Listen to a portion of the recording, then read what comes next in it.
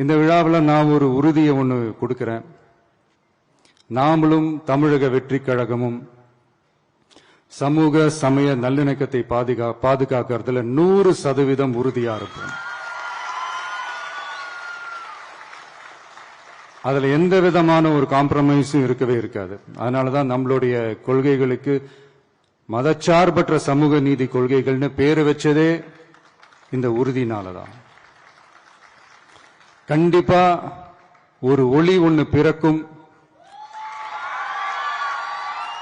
அந்த ஒளி நம்மளை வழி நடத்தும்.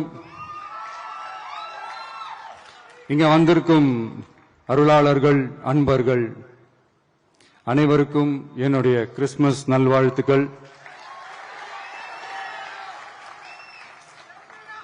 அனைத்து புகழும் எல்லாம் வல்ல இறைவனுக்கே. Praise the Lord.